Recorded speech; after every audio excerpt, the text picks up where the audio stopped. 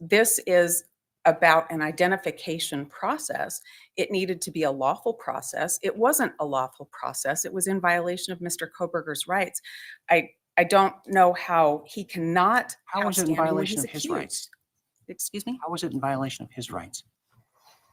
Well, Your Honor, he's been in custody You're for saying 2 that years. I understand your position, which frankly is not well supported in the law, that if hypothetically here, he went to this crime scene, committed these murders, and left DNA on a piece of evidence, that he now has the ability to object to that evidence being searched for identification purposes.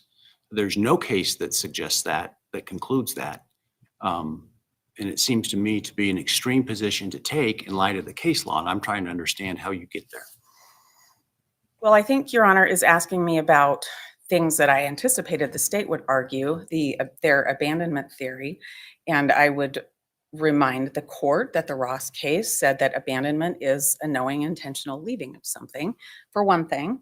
For the other thing, I think that the court is asking me to take a position where it feels like burden shifting to me. No, I'm trying to understand the legal argument and how this is different from example from latent fingerprints. Well, Your Honor, I think that things like latent fingerprints and like CODIS, there's statutes about CODIS in Idaho, about what's allowed in CODIS. This is a different search. This isn't an STR search. That's what happens in CODIS. This is a different So search. I'm going now to, I'm sorry, the constitutionality of using the DNA that was allegedly on the knife sheath.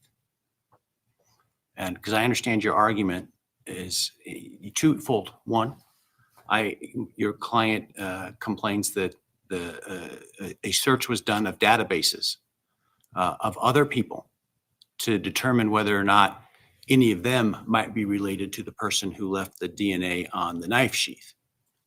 That's thing one.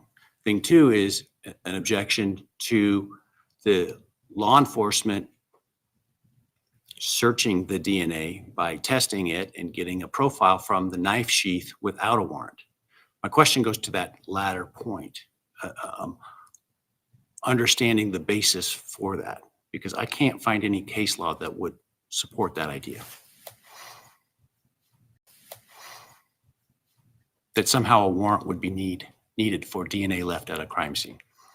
Well, I think in our briefing, Your Honor, that we cited the court to some cases. I did, I think, one concurring opinion in a case that held otherwise.